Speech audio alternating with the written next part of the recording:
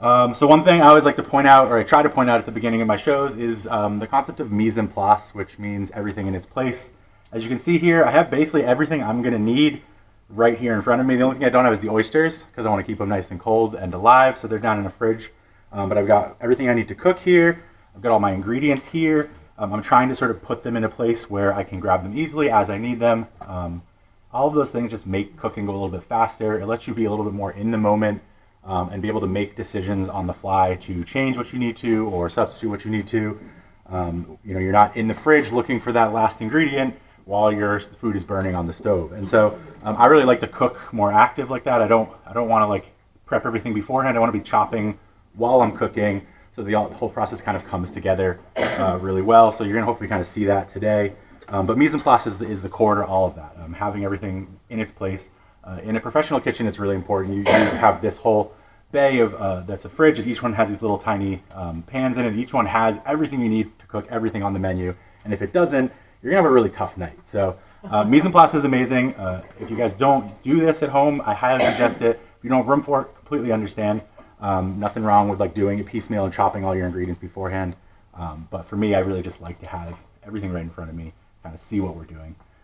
So yeah, without any further ado, we're going to jump right in here. So today we're going to cook an oyster stew. Oyster stew is an old holiday tradition. I believe that it stems from Irish immigrants that used to eat it quite a lot around Christmas.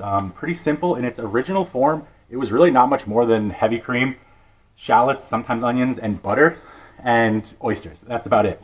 We're adding a bunch more veggies in there because I want you guys to feel a little bit more full than just cream and butter. And I'm also not splurging on cream. I'm just using whole milk today. So those are going to help bring back in a little bit more richness and heartiness into this dish. A lot of times the oysters are poached in the broth and then it's served from the broth. Today we're going to poach them in the bowl. I really like this technique. It's kind of fun. I'm also going to show you guys how to shuck some oysters, which will be fun as well. So I'm going to shuck the oysters right into the bowl and then pour the hot broth over the top. If anybody doesn't want that and wants their oysters a little bit better cooked, just let me know.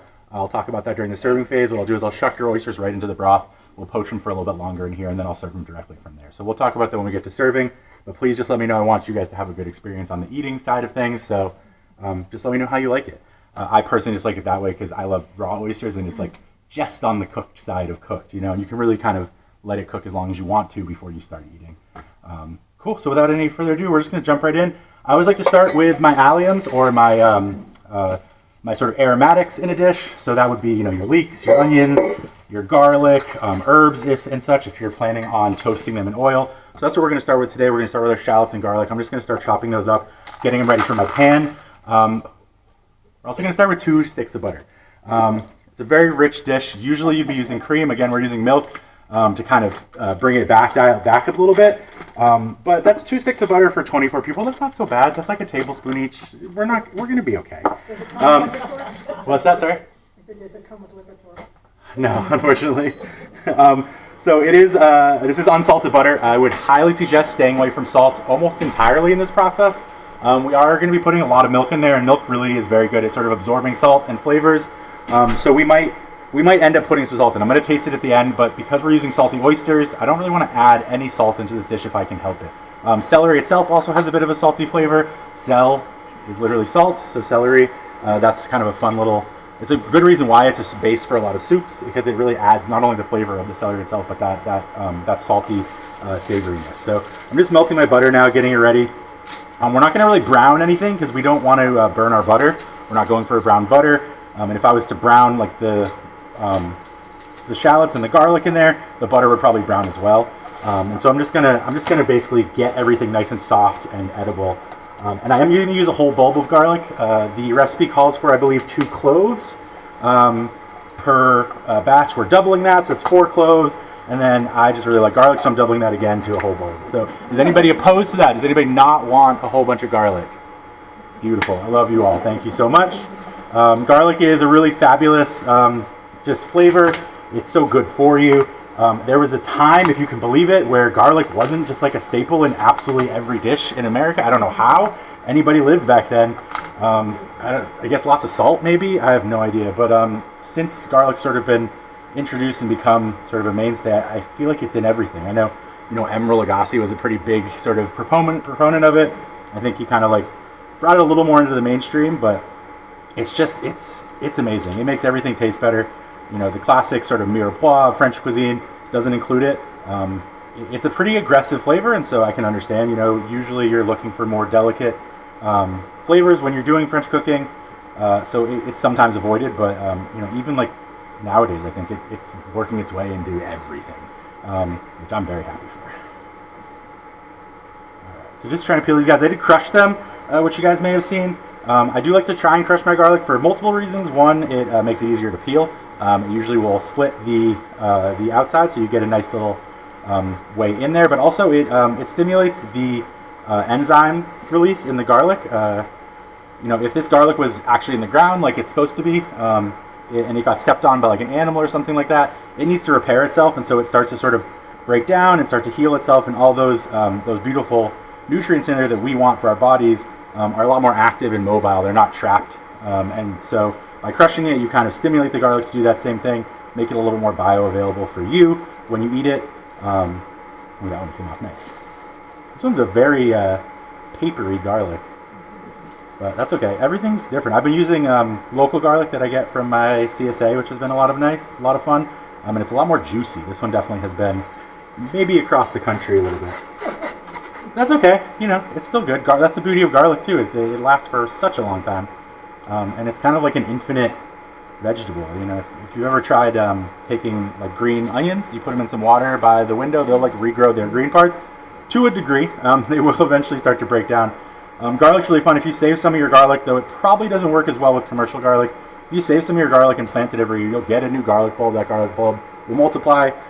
We've been doing it in my community now for a bunch of years, and we have garlic every single year, and we haven't bought seeds in since I moved there at least, we haven't bought seeds, which is really, really fun. We just save our garlic from the year prior and just plant it, and every single year that garlic bulb will usually multiply into one, little clove will usually multiply into a bulb, which has anywhere from 4 to 8, and so you just make free food basically.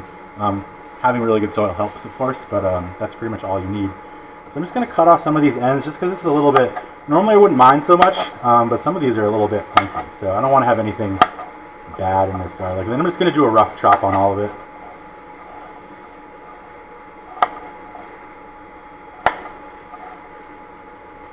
Oh yeah.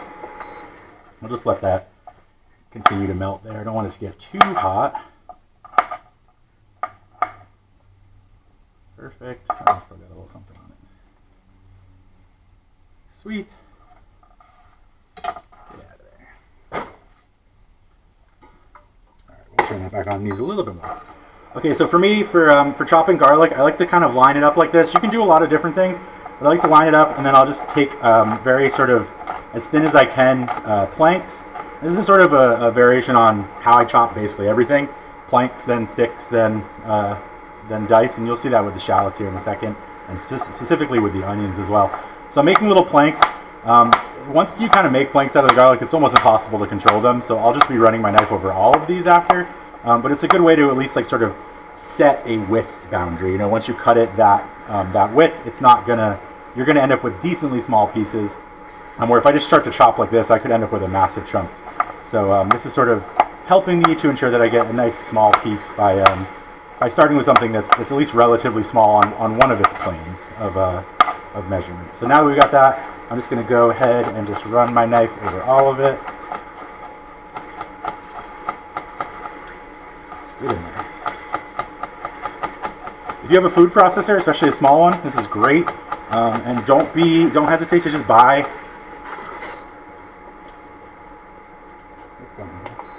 Just buy chopped garlic if you want to as well. I've been using this really nice brand of roasted chopped garlic that whenever I just don't feel like whipping out the cloves, I just use some of that. It's really nice. It's already roasted, so it adds a lot of sort of deep flavor as well.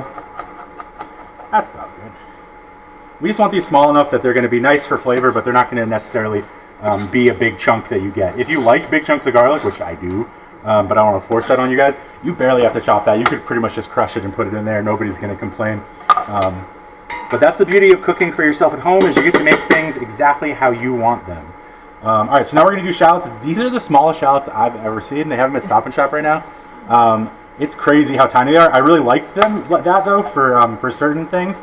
particularly this, just because this one at least is two lobed, but a lot of times the small ones are only single lobed, and I'll show you what that means. You kind of, this one's also two lobed. So shallots tend to have this like two lobe structure, and it can be just a pain when you're trying to chop them because they just want to fall apart all over the place. So a lot of times these smaller ones, these are all two lobed. Take it back. Wow, these are like the worst of both worlds. I thought for sure I'd picked a whole bunch of single lobes when we were about to have like a revolutionary moment right here. We'll see what happens once we get them all peeled. Some of them might just be looking like double lobes, like that one. See, that one looks like a double lobe, but I think it's got a complete circle around the outside. That'll make it. Yeah, this one's perfect. So this might be like the most perfect shallot. In professional kitchens, we'll usually buy jars of already peeled shallots, and one of my favorite things when you get them is like finding all the perfect little single lobe ones. They look usually a little bit like this. Yeah, and so that's like my favorite. It's basically an onion, but it's gonna taste like a shallot, which is just amazing. Most of the time, you end up with something. Let's see, one of these double lobe ones that just sort of falls apart. These actually maybe are all gonna be good. Come on. I probably should cut them in half anyways. Oh yeah, so this one is double lobe.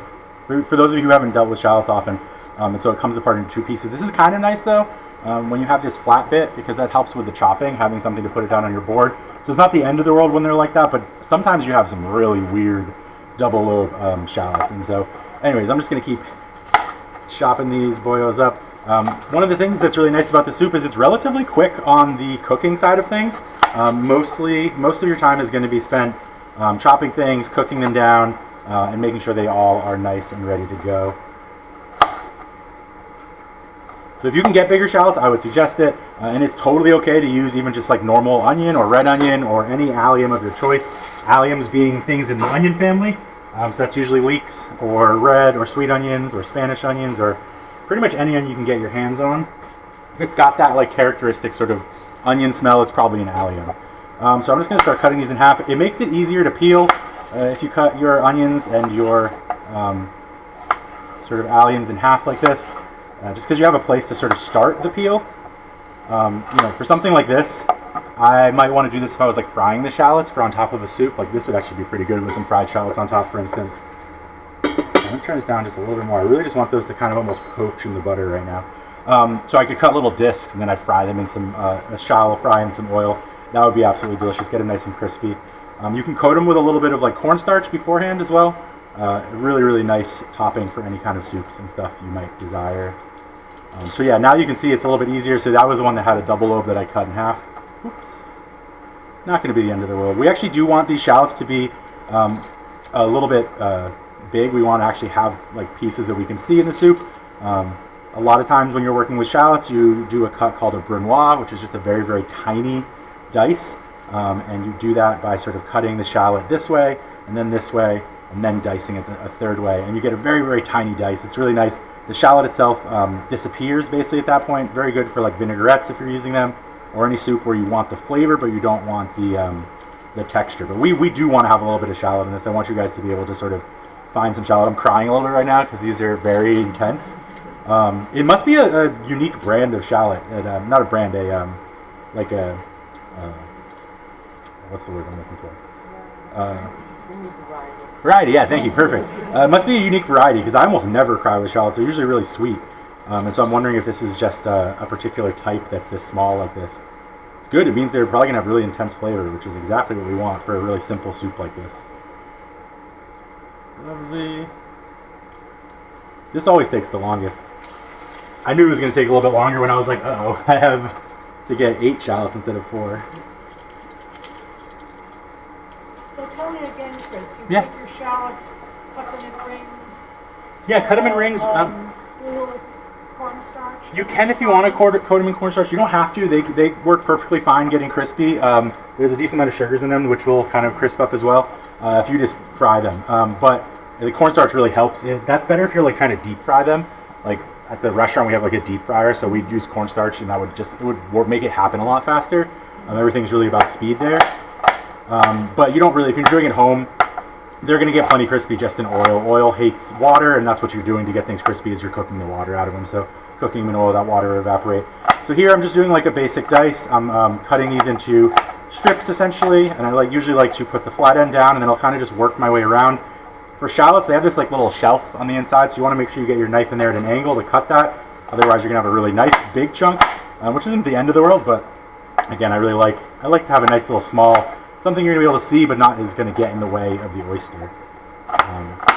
Sort of goal here of like perfect bite is gonna be like a piece of oyster with like a little bit of shallot that's like stuck into like the folds of the oyster, sort of like that have just poached and crinkled up. It's just, that's like my end goal with the size of all of my veggies. And we'll see the shallots, or the potatoes and the celery and the fennel will cut a similar size as well.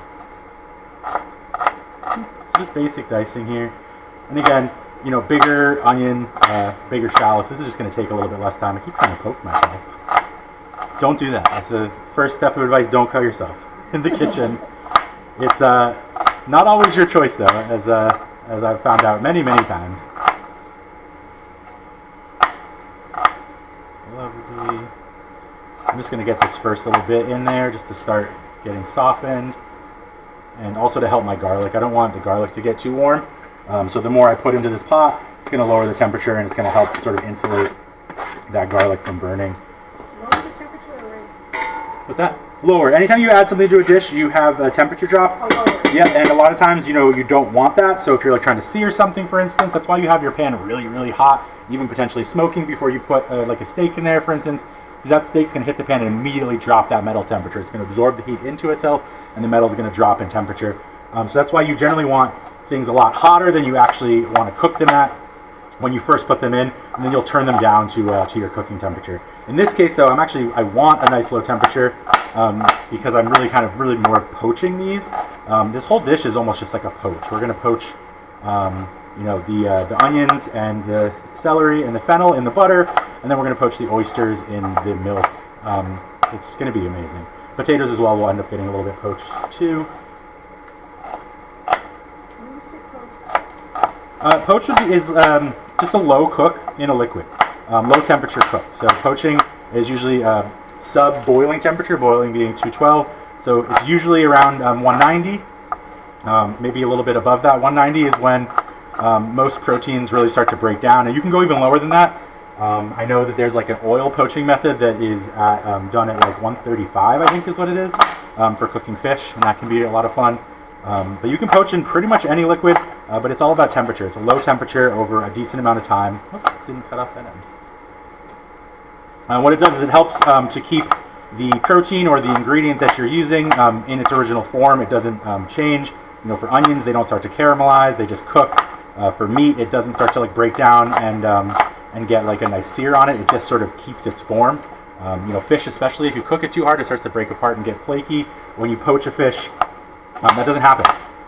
It's basically, you can take it right out of that poaching liquid and it looks just like it did when you put it in, but it's cooked all the way through, and that can be really fun for a lot of different aspects. I actually just was going through cookbooks today.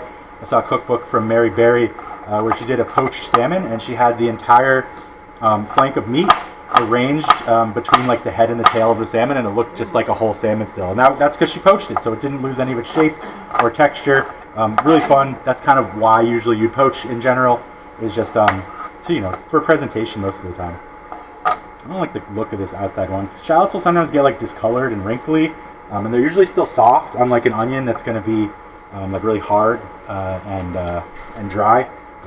So you can eat them, but you know, I usually will skip out on that. Oops. I'm really used to using shallots in a raw application.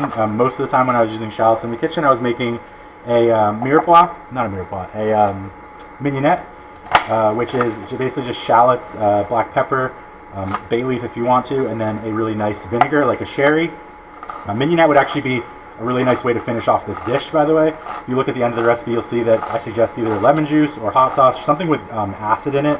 It's going to be a really fatty, heavy sort of dish, and so having any sort of acid is usually a really good counterpoint to that. So I have some lemon juice and hot sauce today, but if you had like a mignonette with some sherry and black pepper, that'd be an awesome way to finish it as well.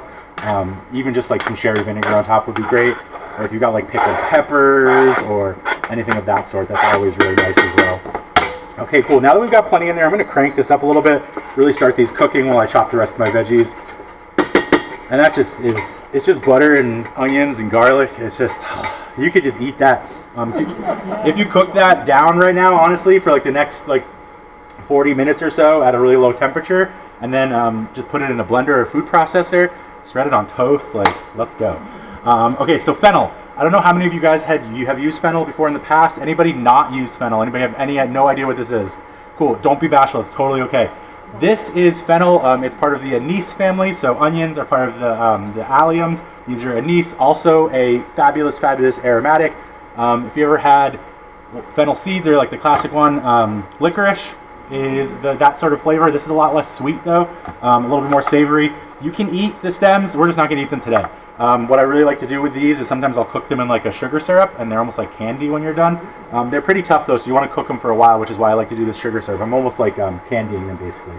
But they tend to be a little bit tough for soups. If I'm doing like a pureed soup, I might not care quite as much. The fronds look a lot like dill too, so they're a lot of times used as a garnish in a lot of dishes.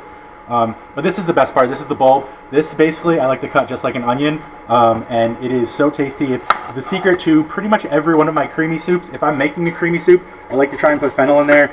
It's a little bit sweet. It's got that nice sort of anise. At the end of the day, when we eat this, you probably won't even taste the anise flavor, but you're gonna be like, why is this so good? And this is why. It's gonna open up your taste buds.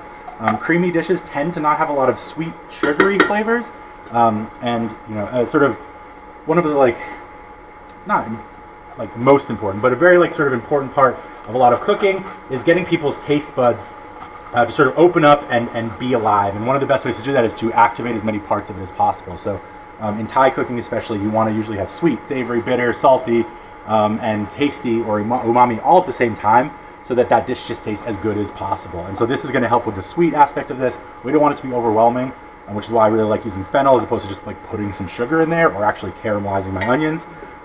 It just adds that little bit that's going to sort of pop your taste buds and make everything nice and happy. It's going to make you just be able to taste everything better. And so I'm just doing my classic diced cut right here. This is what I would do to like a shallot if I was trying to brunoise it, but I'm just cutting bigger. This is going to get me a dice that's hopefully about the same size as those shallots. And I'll show you that again and go through it piece by piece on this next bit over here. Cool. So what I'm doing is, first thing I'm doing is I'm cutting laterally into the front. You want to have your fingers sort of curved up so they're out of the way in case you slip. And what we're doing now is, onions and fennel are all made up of a bunch of layers sort of stacked on top of each other. So what I'm doing is I'm cutting those layers into planks, and then I keep the root on specifically so this doesn't all fall apart. Then I'm going to cut those layers into sticks. Again, sticks, planks, and then dice. It's just the technique every time. And at this point, I can decide how big I want my pieces to be. And so I'm trying to cut these, about a centimeter, I think, ish. It's all fun and games, And then now that I have these sticks, they're all attached at the base. I'm just going to go ahead and run those sticks one more time, and that's going to end up with a dice when we're done. And so this is the exact same way I'd do an onion.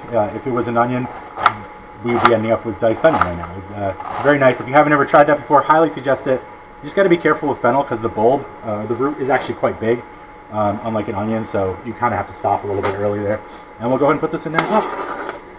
Let's go. And we're just going to be chopping and adding as we go. Chop, add, stir, chop, add, stir. Potatoes are going to go in last, not because they take the least time to cook, but because I don't want them to suck up all the butter. If I put them in here early, they're going to start sucking that butter up, and there's not going to be any for me to cook my veggies in. I don't really want a dry pan. I want the potatoes to go in there last, right before I put the milk in. And they're just going to barely sort of touch that butter and get seasoned. Yes, hi. I didn't know. That's what I was. The root essentially. Yeah, I'm trying to avoid it as much as possible. You do get a little bit in there, but it's not the end of the world. I probably should look at the recipe. I'm just kind of doing this off the cuff right now. I've made soups like this so many times that I'm just going. Yeah, cool. Herbs. That's what I thought. That's right after the potatoes. I didn't want to miss that step. I'm well known for missing steps when I cook here. So this actually froze a little bit in the fridge, which is unfortunate. So I'm just going to take a couple of those pieces off. Yeah, it's kind of crazy. You can see it's I don't know if you guys can see, it's fully different color. And that'll happen sometimes, especially in the back of your fridge. Fridges are big and they all need to keep a constant temperature or they're not going to be food safe. So because of that, they usually are pushing a lot of their cold air in through the back of the fridge. So don't put your veggies at the back of the fridge.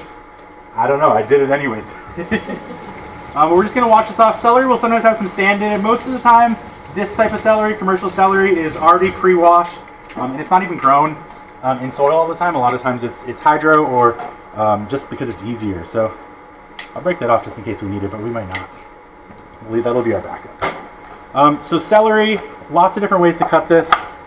If you are feeling adventurous, you can do big long strips, but I don't like to do that. I like, anytime I'm working with anything, I want it to be shorter than my knife, if I can help it. That lets me do one big cut all at once. So now that I have this nice and short, I can just go through here and cut off little pieces. And again, here I have sticks. Celery already is a plank, which is nice. I don't have to make it into a plank, but I am always trying to get to sticks if I can. I'll just rip these off right here. Nothing wrong with the greens on celery. They're just a little bit bitter, and we don't really want too much bitter in this dish if we can help it. Again, having all the flavors involved is always nice, but using root veggies, there's a little core I'm going to take out. Fennel and celery already are just like a tiny bit bitter themselves, just because of sort of the nature of what's inside of them, and so we don't really need to add anything more to that. Come on. Probably should take these off before I go into it. Sweet, that should be enough. So again, I'm just kind of eyeballing this. The recipe does call for you to do, it would be a cup of celery, but I'm going to do 2. It would have been half a cup of shallots. I definitely did a whole cup of shallot there. So I'm just eyeballing it a little bit. I kind of made this recipe around whole foods. I usually will try and cook using like a whole bit. So, for this situation, this is 1 bag of potatoes. This is 1 bag of celery, I didn't buy a bag of shallots, but shallots usually come in 4-packs, or at least I've seen them in 4-packs before, so that way I don't have anything left over. I can just kind of make the dish and I can go back to the grocery store if I need more. Sometimes I like leftovers. I definitely like leftover soup. Although, honestly, oyster stew is not a leftover stew, I'll tell you guys right now. It's not going to be bad leftover, but it's not going to be anywhere close to as good as it was the day of. And part of that is why we are poaching it in the bowl today and not cooking it in the soup. I really like that oyster to be as fresh as possible. Cool. So again, we're just halving, sticking, and then we'll come back through this whole pile of sticks and we will cut our dice off of it. You can go anyway, as long as you're getting somewhat decent sized things. And again, the whole reason why I like the knife to be the same length is I can do 1 chop. I don't have to like drag my knife along the board or do anything crazy. I can just start in one place and just put my whole knife down and it cuts a nice straight line. I'm really bad at doing anything in straight lines, honestly. A lot of my chefs used to throw out my prep containers because they weren't looking good. But hey, what are you going to do? I'm all about flavor. I'm not so much about how things look. Although I'm not going to lie, this is going to look really, really good when we get around to it. Again, I'm just holding this. The big thing here is my thumb. Be very careful of your thumb. This is a technique that I only do when I don't have any other choice. I'm still sort of, I'm not going to be into the world if I lose the tip of the knuckle on my thumb. My tip is not in danger, just the knuckle. In general, knuckles are nice and safe. If you end up doing anything bad, you're not going to get very far. There's a big bone right there that's going to protect you. So that's why we usually use our knuckles as a guard when we're cutting. It's sort of the first defense against kitchen nightmares. All right, lovely. So that's about 2 cups of celery. Let's measure. We're here. We may as well. There's 1. And a little bit extra. And we're just going to toss it in there because there's a bunch of you. And if we make extra, maybe the staff will get some. So that'll be fun. Okay, awesome. So that's our celery. That's our onions, or our shallots rather. It's our fennel and our garlic. So this is essentially our mirepoix. This is what we are using to flavor our stew, our broth, which is going to be just milk in this situation. This is going to be the flavoring element that's going to start to work through the whole soup and make it taste really, really good. The potatoes are essentially a filler, but you can't skip potatoes. In the past, when this dish has been modified from its sort of original butter, cream, and oyster recipe, potatoes were the first thing that we're adding. So if we're going to add anything to the stew, we have to add potatoes also. Now, don't get me wrong, there's no rules in cooking. You can do whatever you want. But that was just the way I was looking at it. I was like, if I'm going to add fennel and celery, I have to add potatoes. Or somebody out there is going to be like, you failed! I also really like potatoes, especially in a creamy stew. It just brings me back to like chowder days. Honestly, this is just like a step away from a corn chowder or a clam chowder. Corn chowder especially. If we're doing clam chowder, I have a very special technique that I like to follow that's dear to my heart, and we may learn about that another time. But for pretty much anything else, you put the potatoes in here, you throw a couple cans of corn in there, or fresh corn if you've got it. That's a corn chowder. We're done. We're going to do oysters instead today, but this is a really great base for basically any sort of chowder you want to make, except for clam chowder. Not that this base is bad for clam chowder, I just got a better one. I just can't tell you about it right now. So again, we're doing planks again, and about the same size as I've been doing, about 1 centimeter, and that's going to help us not only to have a nice mouthfeel when we're eating this, but also for them to cook fast. I generally don't like to have big chunks of potato if I can help it, because like I said, I'm always usually cooking at the stove, and potatoes are one of the last things I put in usually before I put my liquid in. So I don't have to wait for them to finish cooking. So this is a nice small dice. If you want to, you can do it a little bit bigger. It just means you're gonna have to wait longer. And with this dish especially, that can be a bit of a pain in the butt because we don't want to boil our cream or our milk. We don't want to get it very hot. So we're really gonna have to pay attention while those potatoes are cooking. And so the smaller, the better. That's gonna allow them to get pretty well cooked just in the butter before we even add the cream in at all. They don't take very long when they're this size. This is the same size I'll cook them for breakfast potatoes as well. Put them right in the pan with some oil and just go. Shake them till they get nice and crispy. But again, planks is always the technique I start with. I'm just cutting off my thumb right here. I'm not actually cutting it off, but I'm using it as a guide is what I mean. I'm using it as a guide to cut off of. Anytime you can do that, sort of find like the most extreme part of your body, use that as the guide, and just try not to ever sort of break that plane, and you'll be safe with your knife. These are yellow potatoes, or Yukon. They're not technically Yukons. They were called yellow potatoes, but I feel like they have to be Yukon Golds. Like, I think it's just some like name brand thing. Somebody doesn't own the right seed rights or something. Who knows? But they're called yellow potatoes, which is it's got to be a Yukon Gold. Yeah, or a butter potato. Sometimes people will call them. I really like them again for creamy dishes like this. A russet would work very well as well. Russets they're not actually dry, but they tend to have like a dry profile. And so with something like a russet, I would probably want to have maybe less other veggies, so there's more liquid in the actual dish that it can absorb. These potatoes, I mean, as far as potatoes go, I've always sort of given me like a wet vibe. They're very good anytime you want a potato that's going to be able to hold up by itself. Russets kind of need something to go with them. Yukon Gold, fresh baked out of the oven. I don't need anything. I don't even need butter on it. Like, let's go. It's very, very tasty. I just recently found out that potatoes are incredibly full of potassium, which is amazing. And it's all in the skin, which is one of the reasons why I'm not taking the skin off today. I also hate peeling potatoes. If you hate peeling potatoes, just stop doing it. There's no reason to. There's so much good things in the skin. Almost nothing. I'm going to take that a little bit out. Now it doesn't look so good. There's almost nothing inside the potato except for starch. All the good stuff's on the skin. And that's true for almost every root veggie. That skin is there to protect the potato or the beet or the whatever else it is from predators, from things that are going to eat it. It's got a lot of all those nutrients in there are not only sort of bitter, which a lot of animals won't like, but they're full of nutrients, so that animal might just take one bite and be like, well, I got everything I needed, and leave the rest, the core, the important part for the plant behind. That's where the actual seed is. And so stop peeling your potatoes. That's the goal today. So this is looking good. My onions and celery are all looking nice and transparent and soft and just look like they're just coated in butter. So I'm going to start putting the potatoes in there, let them start to cook.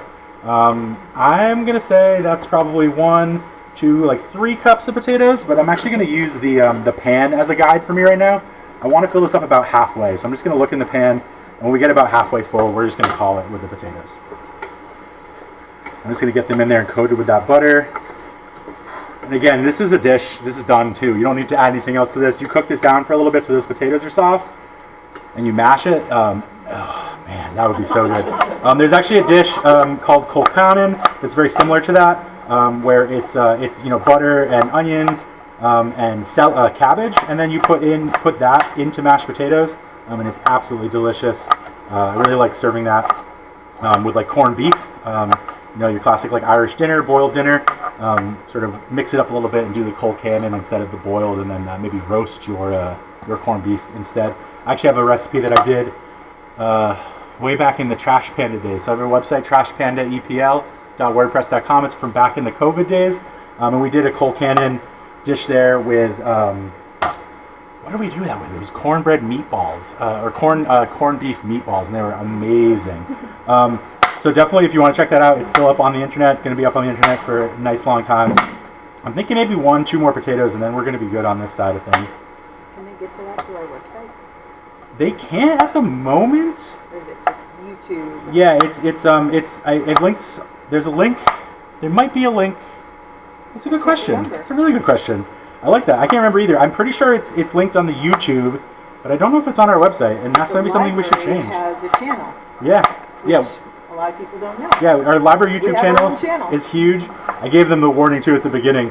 This will all be going on our YouTube. It is, and it's very easy to find. It's literally just Edgartown Public Library YouTube. It's the first thing that pops up, and it's got all the Chef Look cooks as well as a couple of the instructional videos we did during COVID. There's some of our concerts are up there. Basically anything that we've got recorded, we try to put up there. Yeah, I'm gonna do one more. Let's do this big one. Cool. Oh, I like potatoes. Does anybody have any favorite ways to eat potatoes? Anybody want to share? Yeah! Oh, I love latkes. Oh my gosh, and we're getting into that season right now too. Oh my gosh, I love latkes. Latkes are hard to make though. Getting all the liquid out is like such a pain. I actually found a really cool technique though. You probably already know about it, but you shred your potatoes, you salt them, and you let them hang out. You put them in a big towel, like a big towel. Use like a bath towel. And then you twist the towel, and that tension just keeps squeezing and squeezing. It's way easier on your hands. And that worked really well last time I made latkes, so highly suggest it. And use like a big bath towel. Like, don't mess around with a kitchen towel. Get something big, because at least when I'm making latkes, I'm making a lot of latkes. You don't make latkes one at a time. That's just not a very good idea. Man, I love latkes. A little apple, applesauce, tons of sour cream. Absolutely. Big fan. Thank you. I know what I'm having for dinner. I got these extra potatoes. I got to make some latkes with them.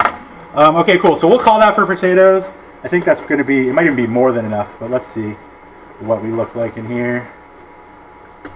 Yeah, that's perfect. Right to the halfway part in the pan. And the reason I'm stopping at the halfway point in the pan is this, I believe, is a 12-quart pan. And I've got 4 quarts right here. And if I'm at halfway, I add 4 quarts, I'm at 10 quarts, which is almost over. So really don't want to get too close to the top of this thing. But yeah, this looks great. Oh, this is so perfect. And so I have just enough butter in there. These are starting to get a nice little sheen on them. This is exactly why I didn't put the potatoes in first. Because when I was cooking the onions, there was like butter at the bottom of the pan. But now that the potatoes are in there, there's nothing. It's pretty dry. And so you can sit down if you want. That's Okay. okay. So the butter in the pan is now basically coating the potatoes. That starch from the potatoes is binding with the fat and creating essentially a roux. We're not going to really thicken this so much, but that's what's happening. And because that's happening, we don't have butter to like prevent sticking. So if I leave this on here too long, it's going to start to burn. Whereas previous to this, there was like no chance that was ever going to burn because that butter is not going to evaporate. It's just going to sit there and keep cooking. So I'm going to stir this pretty well, make sure that it goes. I'm going to crank it all the way. I want this to get really, really hot before I put my liquid in there. Because I want the liquid to get up to temperature as fast as possible. That's why I'm leaving it out too. It's still pretty cold because it's been in the fridge, but you know, realistically, if I had taken this out maybe even an hour beforehand, at room temperature would have been better for the milk. Pretty low likelihood that we're going to break the milk.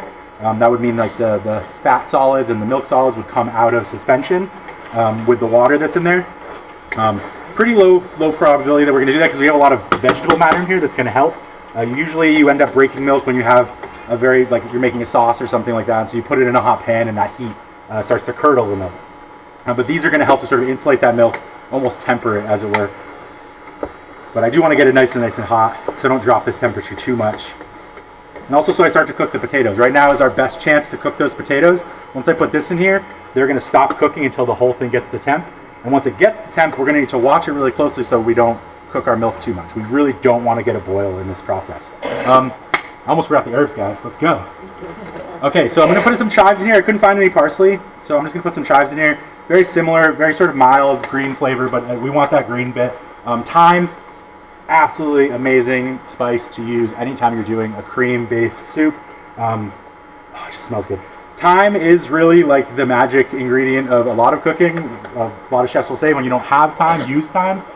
It just adds that like home cooked, like been on the stove all day feeling. I've got a little Italian seasoning just to add a little bit of extra herbs in there, but I'm just putting just a tiny bit because I don't want too much basil flavor coming through. That's going to help as well with a bit of that sort of sweetness. Bit of paprika. I'm going to measure this one. The paprika will be really nice. What it will do is it will bind to the butter in here. And when we're done, we're going to have a nice sort of oil slick on the top from the butter. And it's going to have a really kind of like amber color because of the paprika. So that's one of the reasons why we're putting it in here. I believe it was 1 teaspoon. Yes, correct. So we're just going to go in there with 2. And this is sweet paprika, not smoked. You could use smoked, but it's going to change the flavor profile like a lot.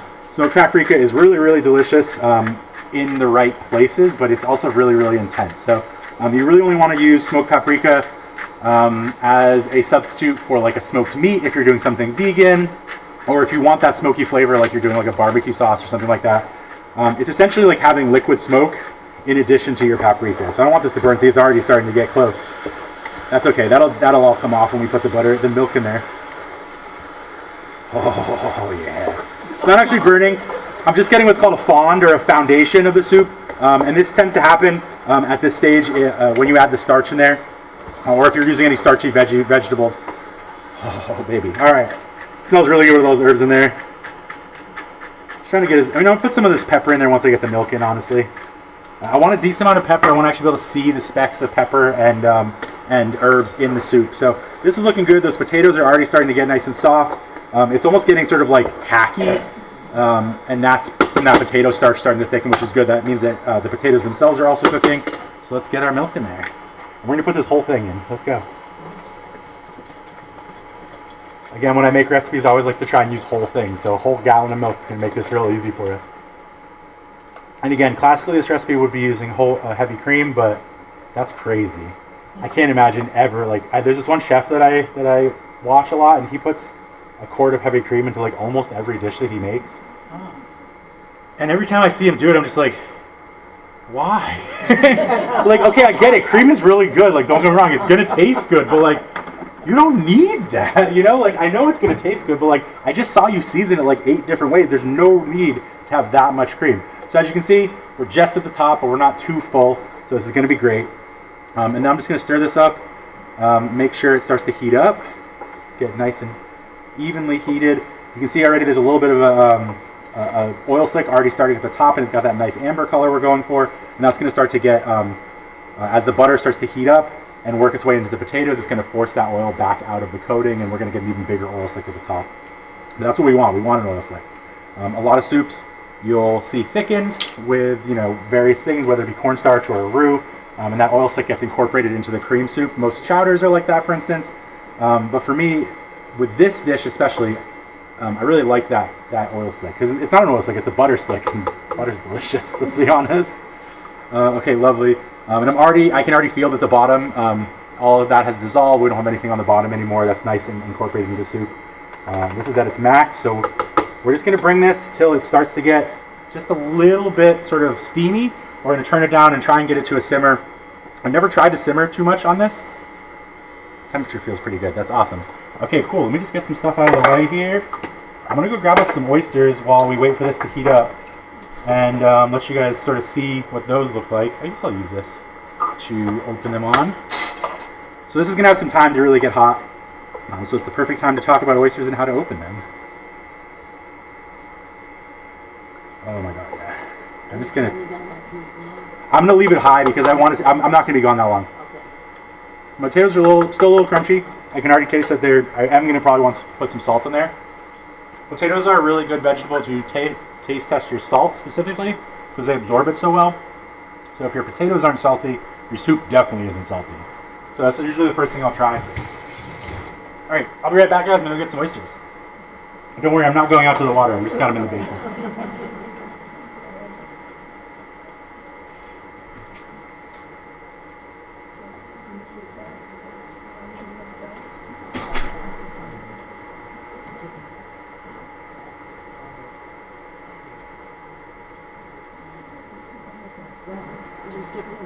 This is cooked down.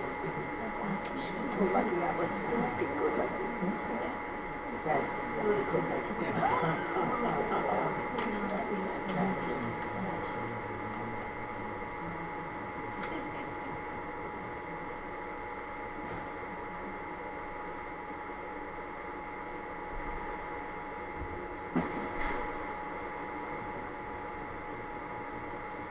Keep thinking we should go up and stir it.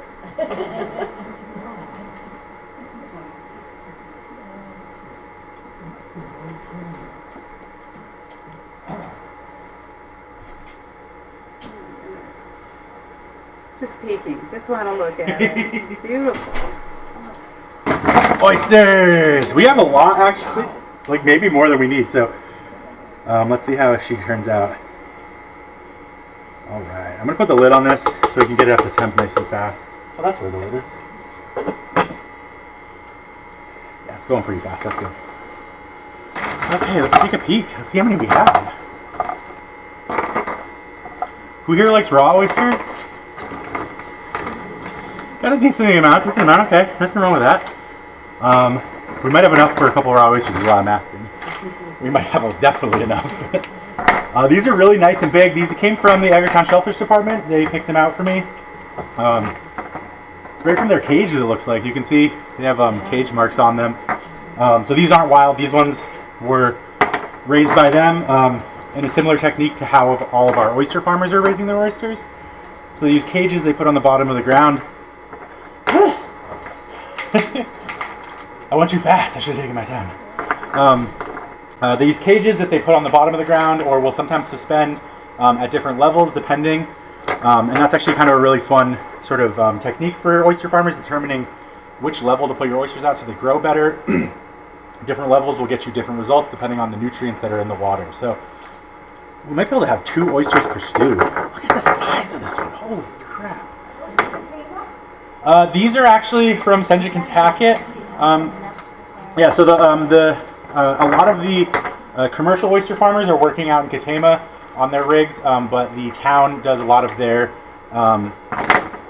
work in Senja, Kentucky, just because there's plenty of samples from Katama that they can get from the farmers, but not many people are doing oyster work in Senji, and so because of that, they like to do their work there so that they can get the data that they need to make sure that that pond is healthy and safe. And the oysters also help to keep that pond healthy and safe, which is quite nice. There's a lot of oysters. This is crazy. I'm very excited by this right now. I didn't expect to have to open all these, but that's okay. We'll get there eventually. Oh, this is amazing. Some of these are just huge. Okay, so who wants to learn how to open an oyster? Yeah, all right. So I don't do this often, but I would like to invite you guys to come and get out of your seats if you want to, just to try and get a little bit closer for this part. It's going to be a little bit crowded. You will be able to see up there as well.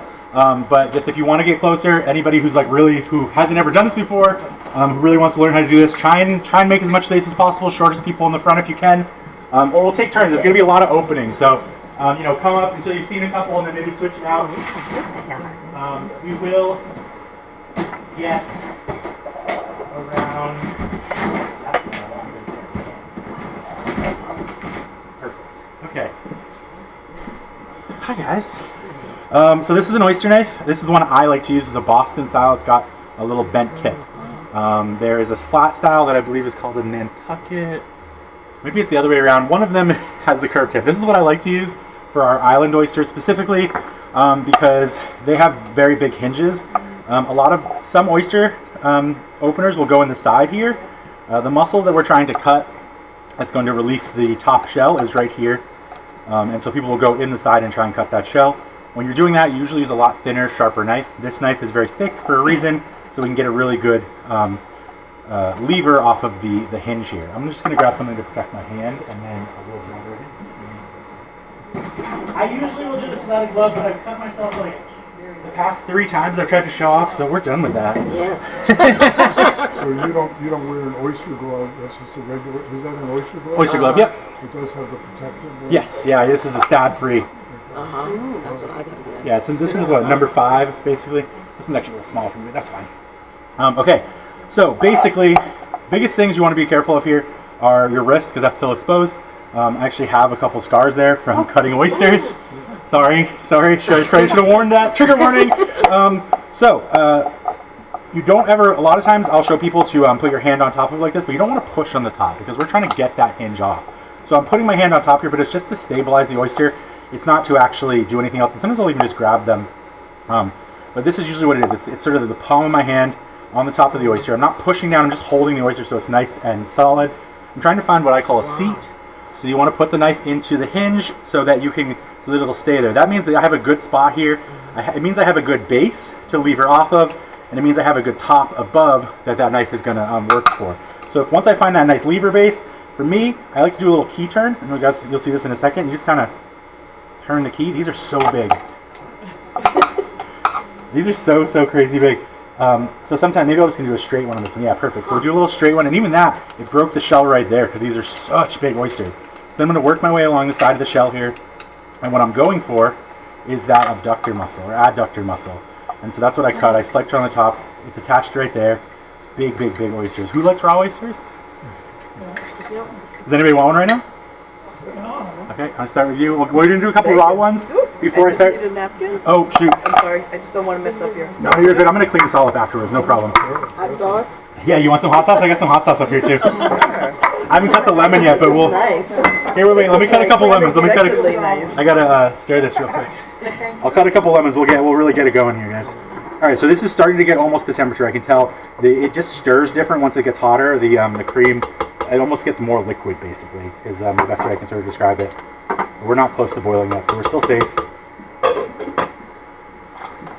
Okay, sweet. So I'm just going to cut a little bit of lemon for those of you guys who are here for some raws, if that's okay with you.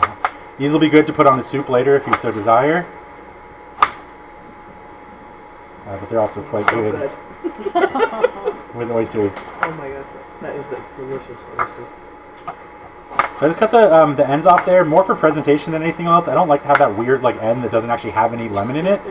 So I cut that off so it actually looks kind of nice. I mean, I feel like it squeezes a little better. I don't know if that's real or not, but okay, let's get that shell out of there and open some more. So I'm going to keep showing you guys this. So these are some weird ones. Like this whole little bump right here is kind of getting in the way for me holding this nice. So I'm just going to hold this whole thing in my hand almost. And again, I'm trying to find a seat. Once I find a seat, I'm going to try and do a little key turn, and it's going to work good this time. And it just cracks that hinge. And then once the hinge is in, I want to put my knife in towards that muscle, and I'm just scraping along the top of the shell until that muscle gives. And then I've got a nice little open oyster, and these things are juicy. Oh my gosh. Are you getting one raw? Awesome. I have a long, narrow oyster knife. It's just skinny.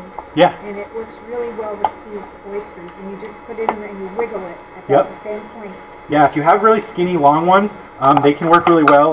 You don't have to lever like this. Yeah. You're almost kind of just pushing in instead. You're pushing past the hinge as well. I agree. Those can work really well. This is how I learned, and so I just kind of love this one. I like that type though. Are those on the island? Yeah, you can get them. You can definitely get them. Just check the tip, because a lot of times if you're in like a store that's sold out or something, they'll have the straight tip. Because not a lot of people don't like this. Not a lot of people like the straight tip. For a thick knife like this, the straight tip really doesn't work for you. If you're gonna have a straight tip, you do want something thin, like the one you were talking about. Anybody else for a raw one? All right, cool. I'm just gonna pop some in some bowls here. You guys can start taking them, and feel free to save your bowl if you want. We'll use it for stew, but I can also we got plenty. So yeah, just stack them up right there. It's fine. I'm just gonna keep cracking some raw ones, and then we'll eventually. LaRue's has those. Oh, LaRue does? Okay, cool. Does anybody who's sitting, everybody feel okay? I want to make sure we get enough rotation. Anybody who wants to come up, make sure you have space. Yeah, this is the first time I've done this, so I'm not really sure how to make sure it's fair for everyone, but I think I can trust you guys to take care of that for yourselves. There's another raw oyster. These things are big. They're so amazing.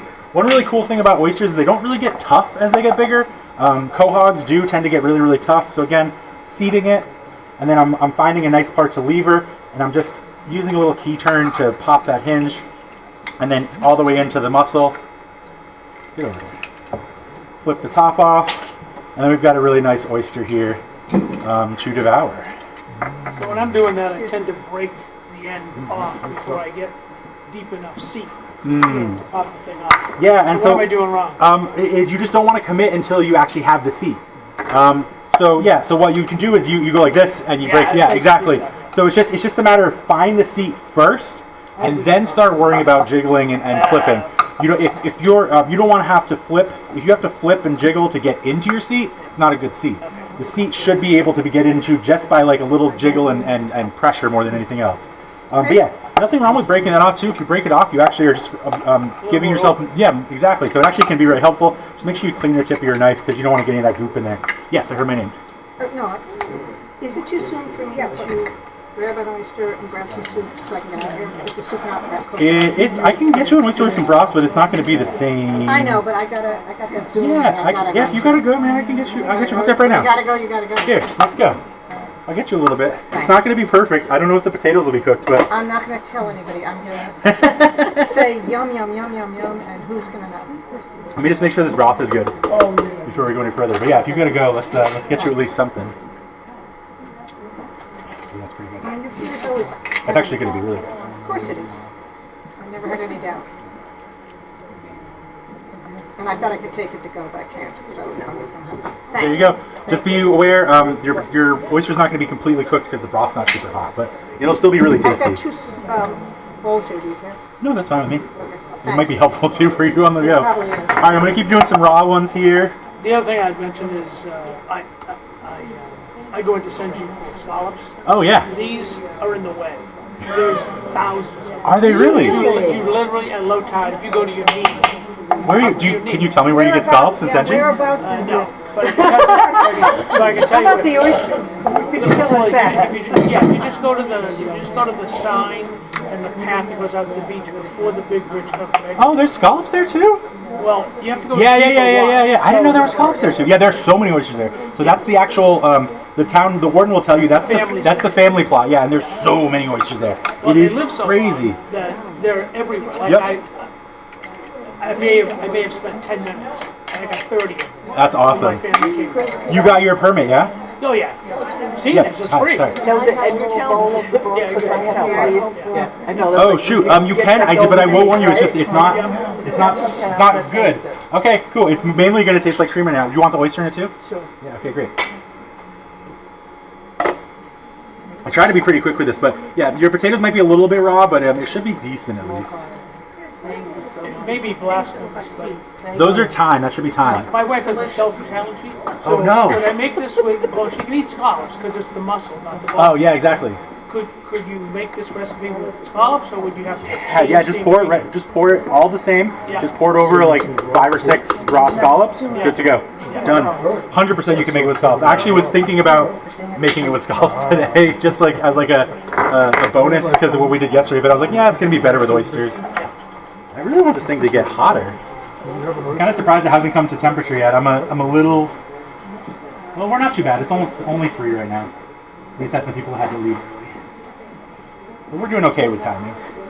Obviously, on like a gas stove or something like this, we'd be at boil by now. But we're working with electric and induction at that. And this is like not the crazy powered induction. Ooh, it's getting hot though. That's good. All right, any more raw? Okay, we got a couple more raw. Cool. I'll keep going. I'll eat this all day. Good to know.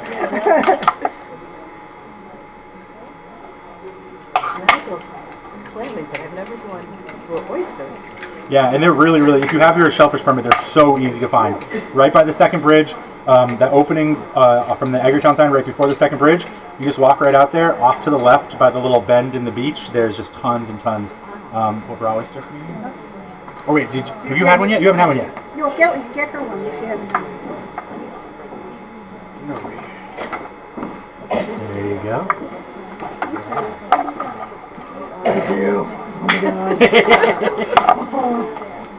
I gotta make sure I save at least like 20 though for the actual stew. I think we got enough. Come on.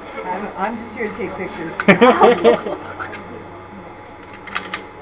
These are the most insane oysters I have seen in a long time. They're so big, it's crazy. Yeah, absolutely, which is perfect. Let's see. So I told him I was making stew, and which is why he got these, because he was like, "Oh, if you're making stew, you want a lot of brine," which you do. The brine is like essentially part of almost boiling. Yeah, it's part of the. I mean, that broth right now has almost no salt in it, and I'm probably gonna put a little bit more in before we start serving for everyone. But honestly, most of your salt's gonna come right from the brine of these oysters. because our oysters on the island are insanely salty.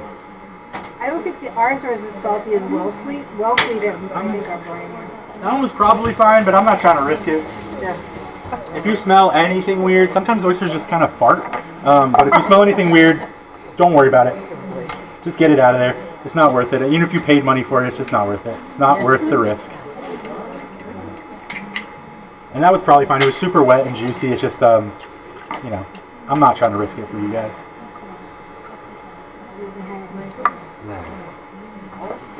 I've had two. Now, So I'm just, go ahead.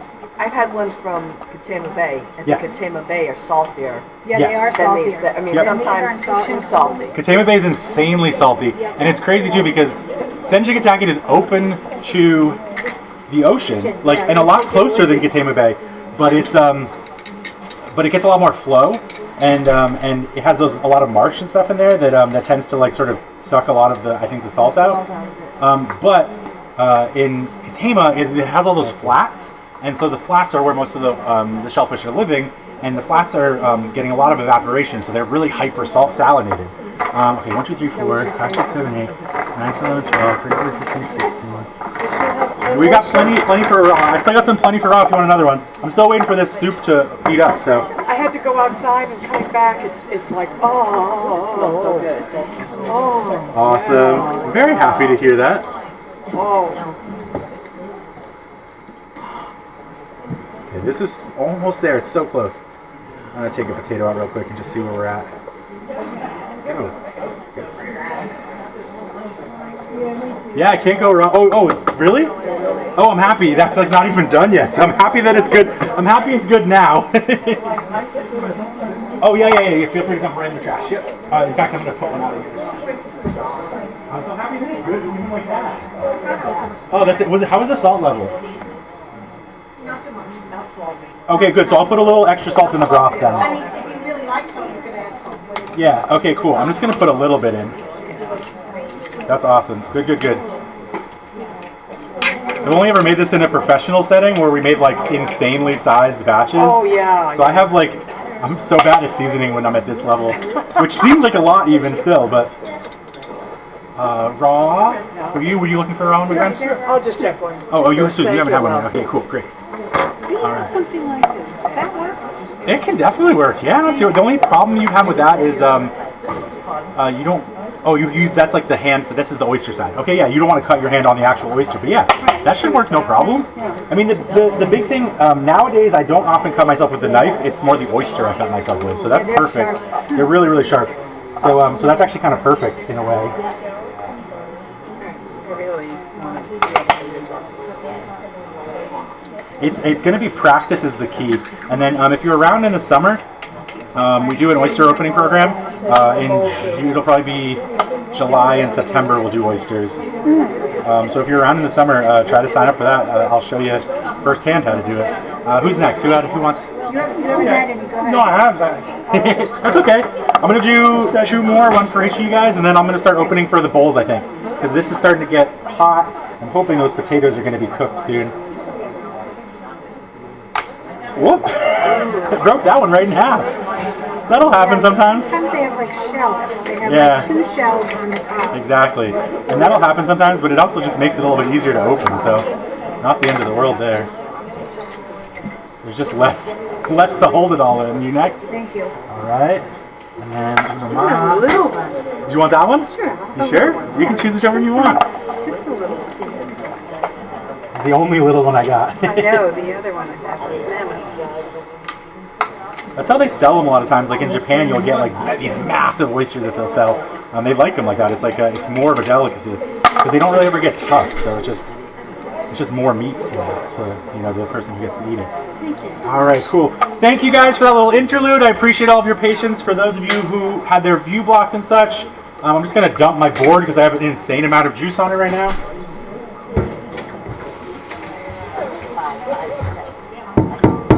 All right, sweet. I'm gonna lay out some bowls. I'm gonna start cracking some oysters. This is getting really close. I'm hoping my potatoes are gonna be done soon. Susan, how are the potatoes? Oh wait, no, you didn't have potatoes yet. Oh, nobody's still here. Okay, never mind. Yeah, oh well. I wanted to ask how they were doing. I'm just going to have to try them myself. Yeah, Chase.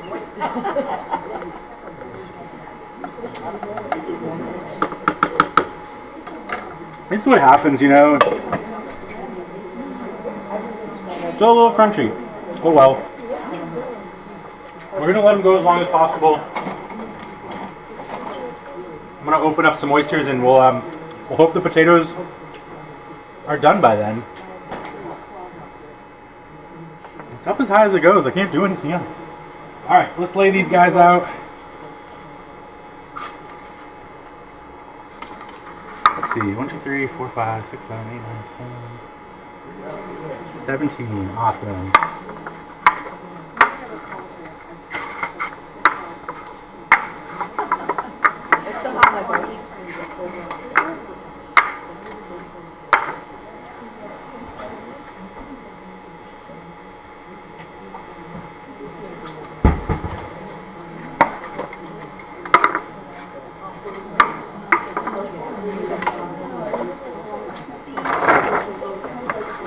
One person has it already. Oh, It says yeah. 16, so 7. What's it? What about it? Oh yeah, sure. The oyster belly is. I'll show you guys real quick. I'm going to be starting to crack these more, so let's get them going. I will show you right now. So we get this guy open. The belly is like, whoa! You actually cut that one open perfectly. Look at that. It's like it knew what I was doing. So you can actually see on the camera, hopefully, that's the belly. And so I've cut the top of the belly off. It normally would be flipped over like that and would kind of look like that. It's like the nice sort of juicy bit towards the back, but I cut right into it. And so if I flip it, you can kind of see the belly again right there. You can see the sort of dark area beneath it. That's how you can tell where the belly is. So I'm going to start popping these in here. All the brine in there, that's going to be part of our seasoning for the soup when we get around to it. So I'm just going to start loading up these bowls. And hopefully by the time I'm done, the soup will be done too.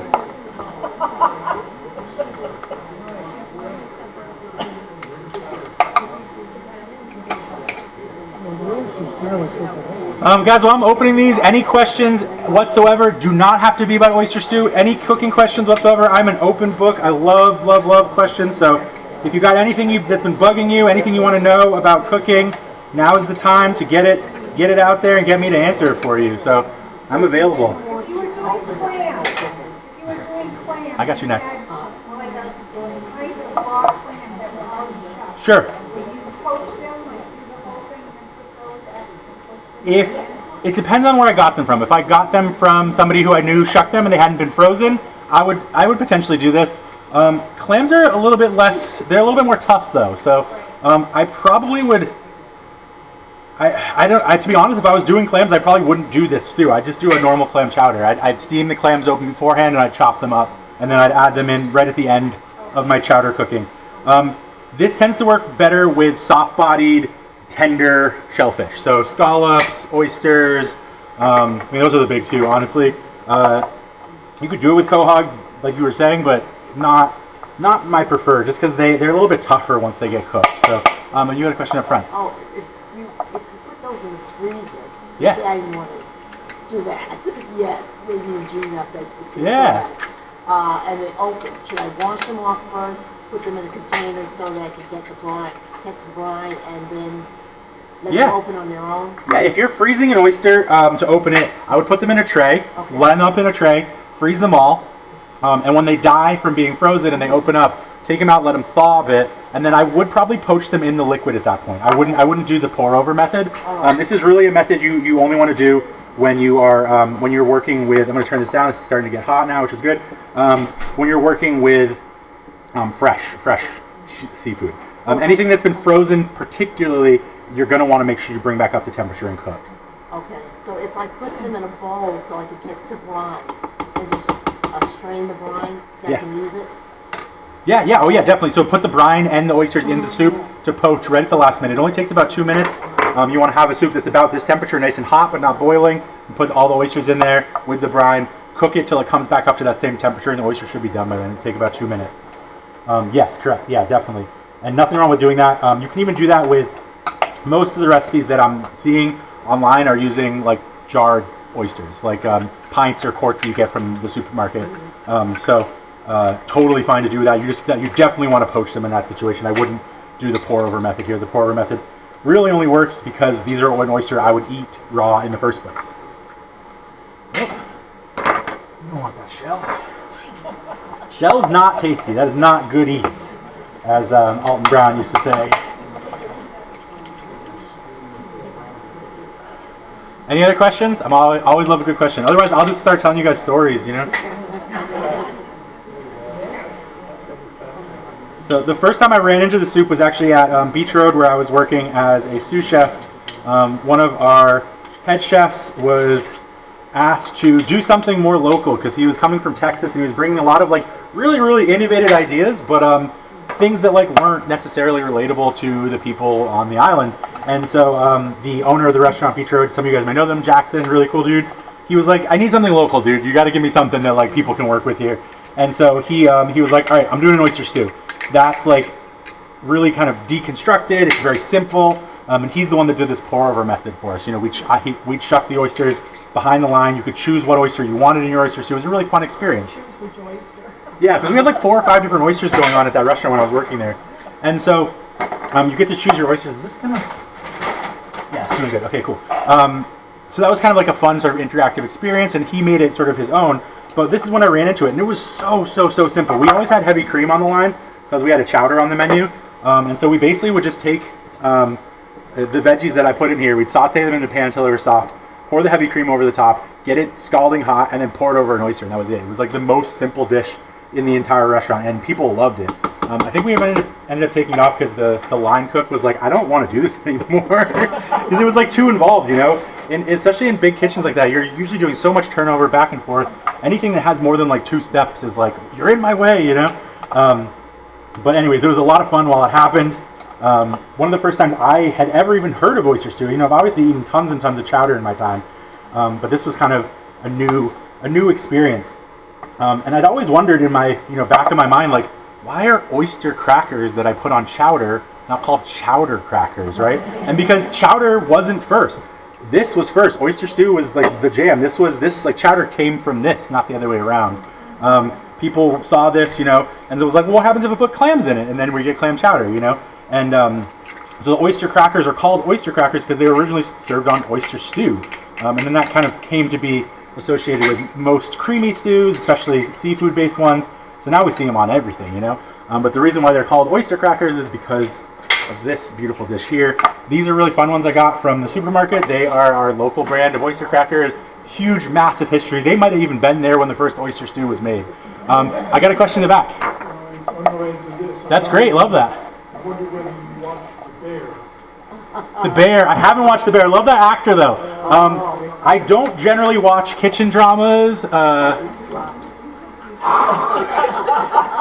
Yeah, I'm not going to say I'm traumatized or anything, but I don't want to relive a lot of those experiences. I have many, many good memories of working in a kitchen, but most of them weren't on the line. Most of them were after or before. Don't get me wrong, working in a kitchen is a lot of fun. I love it. I'm sure I'll one day have to go back to it. Maybe in my old age I'll work on a place with a really nice plancha or flat top and just do breakfast all day. Short order breakfast is probably like my absolute favorite, like happy place, especially when you have a flat top involved. But no, I don't watch The Bear. I've seen plenty of clips of it though. Love that actor. And yeah, just from watching the clips, I think I've seen as much as I need to see of that show. I got to live a lot of it. So making menus, opening up, trying to please investors and stuff. It can be a lot of fun in the moment, but I don't know how I did it. I don't know how I did it for so long, I have a question for you. Yeah, hi. Did you ever read the book Setting the Table by David Meyer?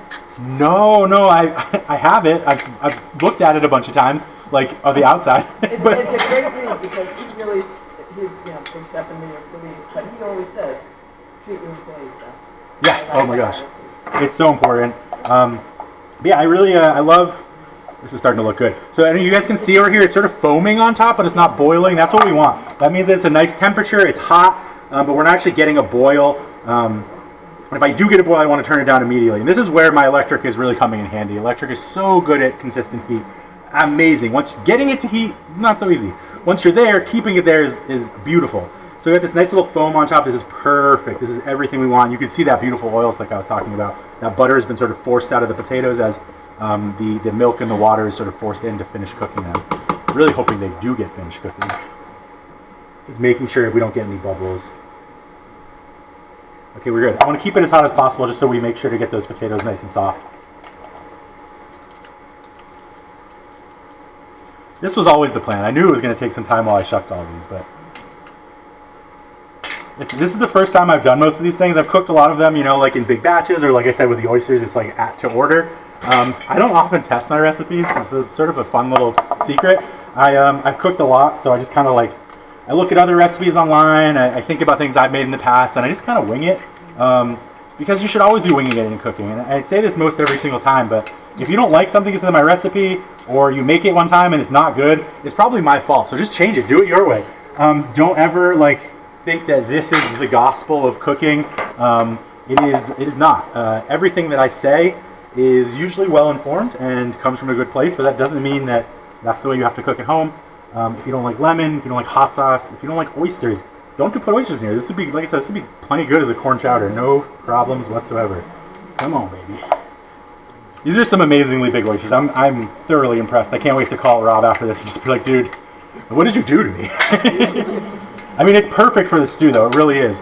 So what's going to happen here eventually, as I'm getting close to the end here, is I'm going to pour hot broth over the top of all these.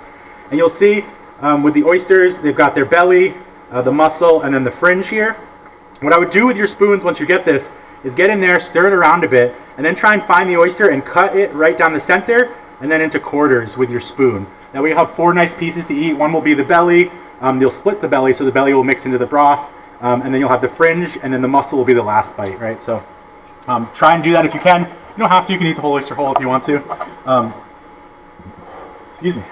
But cutting the belly into the broth is a really good idea. That's some of these have been pre-cut by me. You know, thank you. You're welcome. Don't tell my boss. Not this boss, my kitchen boss. You know. Yeah. So I have a bad tendency of cutting bellies when I open oysters, mostly because I'm opening them really, really fast when I'm doing them professionally. So we had this one guy come and work with me. He's like, "Why don't you just flip it?" You know, and I'm sure you guys have maybe seen me doing this when I cut them. I almost just unconsciously flip it, and I always cut the top of the belly, but I never cut the back. So you flip it, it looks perfect. You know, nobody's ever gonna know. And that's honestly just a great lesson about cooking in general. Don't tell them, and they'll never know. Like when you're turning over the omelet, Yeah. you put the pretty side up. Exactly. And they're gonna cut right into it. They'll never know. So that's the secret to almost all cooking. Whoop! This is almost about to boil right now. No. Put you down. You stay right there. Perfect Your temperature. child would always put bunches of parsley next to things. Yeah, exactly. That was a really old school thing. Parsley, curly parsley especially, so crazy. What an amazing time to be alive. To like have that was just it. Like, okay, I'm gonna make this dish. It's gonna be Jello mold with beets and dried apricots in it, and then I'll put parsley on top. Because that's what everybody else is doing, and who cares what the actual flavors are. One of the really rules, I guess it was kind of a law for him, of my chef, that chef I talked about from Texas, who kind of like taught me all the crazy things I know about kitchens, was the idea that if something's on a plate, it should be edible. And not only should it be edible, but it should be a part of the dish, right? So like, technically curly parsley is edible. It's one of the weirdest herbs. It's very, very high in nutrients, like incredibly high in nutrients. It doesn't have tons of flavor. It's less flavor than flat leaf parsley. It's just not really doesn't have anything really going for it. So he would hate putting that on a dish because it's not going to add anything to the dish. But he loved things like red sorrel and micro herbs, things that were in the dish maybe that he could then put on top to really sort of accentuate that. And so that was one of his things that he always liked to do. For garnishes, and never saw parsley on a plate with that guy, that's for sure. But it was like a really big thing. And I think that a lot of that came from that French, Julia Child really did learn a lot in France, and it came from some sort of French tradition. Hey, I'm not one to argue with it, I just don't do it. Again, they are allowed to have their own opinions. I don't have to follow them. Sweet, we got all of our oysters. Let's go. All right, let's try these potatoes and see how we're doing. Wow, so juicy. I'm really hoping right now that these potatoes are going to be perfectly cooked, and I'm going to start serving you guys all, and it's going to be beautiful. All right, let's go. Let's get some good energy in here. Let's go. Potatoes cooked. Potatoes cooked. All right, I got a nice fresh spoon. It's been foaming for a while now, so that's like potato cooking temperature. So really good chance here. It feels nice. Potatoes feel pretty soft. Come on, baby. Moment of truth. It's so hot.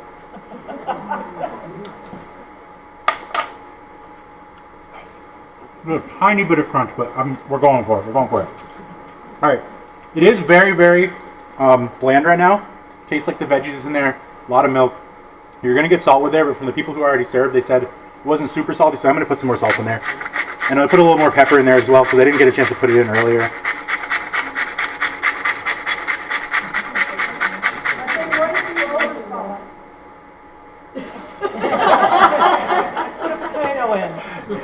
But yeah, put more potatoes in. But no, you're right. Over-salting is super hard. What I'm going to do is put salt out there for you guys. That's what I like to hear. I've actually been trying to live a low-salt life lately. I have heart issues, basic stuff. I've had it since I was younger, but I'm finally starting to take care of it. And I recently was told by my doctor to start using a potassium salt as a mix with my normal salt, because potassium helps to take the sodium out of your body. So I went from eating no salt to eating a lot of salt in the past 2 weeks, and I don't know what happened to me. I'm addicted. I can't. This potassium salt is really tasty. A lot of people say that it's bitter, but I think I've always liked burnt food, things with a little crispy bitter bit. So, oh, thank you. I really like that bitter part of the potassium salt, and so I've been kind of just obsessed with it. Turning this off, we're ready to go. I'm gonna start ladling up. If you guys want to start in the back and come up here, we're going to start ladling some soups, and you guys will be good to go. It's nice and hot. I would just give it about 30 seconds or so just to finish cooking your oyster, and then go to town. Just start eating.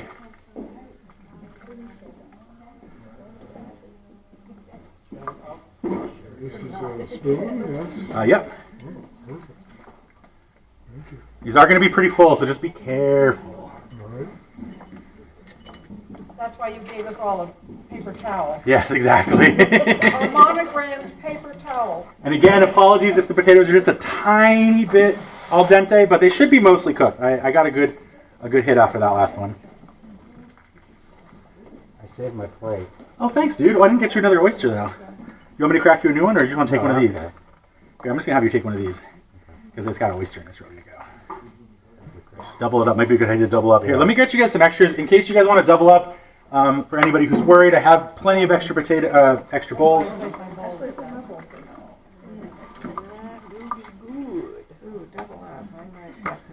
Yeah, not a bad idea. Look wonderful. This is a lovely treat, Chris. Yes. Thank you. Yeah, I'm so happy that you guys are able to hang out.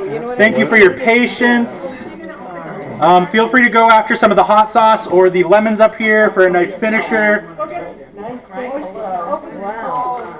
Are we gonna put some oyster crackers in there? Yes, oyster crackers too. Oh my gosh, guys, if you haven't had any, they're available, they're open. Please use them. They're absolutely perfect and a beautiful part of our history. That's right.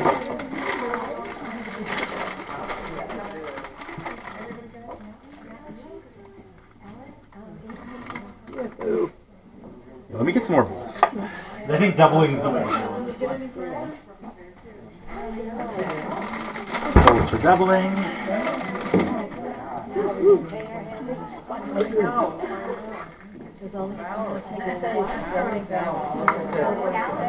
So as you can see, the oil slick at the top is starting to settle. It's got that nice little amber color we were talking about. That's from the paprika. That's exactly what we want. Actually, he's been in Japan. He's been to a lot of places. But he's going to be recording. Somebody told me, I guess unless you might There's salt up here if you guys end up wanting some more salt. I definitely, I think it's probably about perfect, but you guys get to be the test of that. He doesn't know. He's going to travel for quite a bit on his own and just do his thing. Yeah. Oh, I love it. Too many people telling him what to do.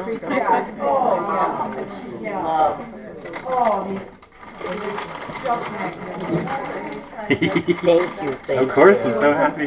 Yes, for sure. All right, not too shabby. Oh, I made a mess today. I'm sorry. Okay. Hogging the spot here. I kept looking and thinking, he's not, all that liquid is just going on the floor. I caught most of it. Yeah. But why isn't he doing another bowl? So I usually would use, actually a really good point, Susan. I usually would use a sheet pan with a lid, or like a lid for opening my oysters, so you can make sure you get all the juice. But I was just going off, man. I was going crazy today. Well, we thank you for your craziness. We do. It is just a lovely treat. Awesome. I love the fennel. You know, I'm reminded of the oysters Rockefeller uses to turn nose. So Yeah, yep, exactly. I think that's thing. probably where my old chef got it from too. Is like the whole concept of fennel with seafood is really might have been coming from that.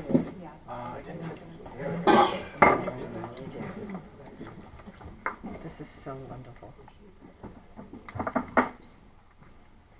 And then if you're eating it and you're thinking, man, this needs X, that's awesome. That's the type of thought process you should be having when you're eating somebody else's food. Maybe don't tell them. You can tell me though, I got a thick skin. That means that you're ready to cook. You're ready to start cooking for yourself and making your own decisions. So take that energy and go with it.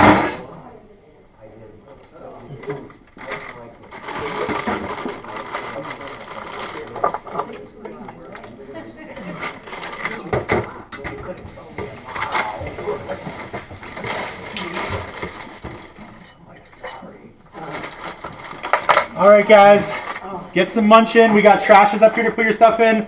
I'm going to stop the recording here in a second, so I just wanted to say thank you all for coming. Thank you for hanging out for Chef Look Cooks. We're doing this again next month at the end of the month. The 23rd, I think, is a Thursday. And I can't tell you what it's going to be, but it's going to be a beautiful Portuguese tradition. If anybody knows anything about Portuguese and New England soups, you probably know what I'm talking about, but we're going to do it in a nice, accessible way that everyone will be able to eat. So that'll be a fun little trick to show you guys all. I will see you all next month. Thank you for coming. Thank you so much. Thank you.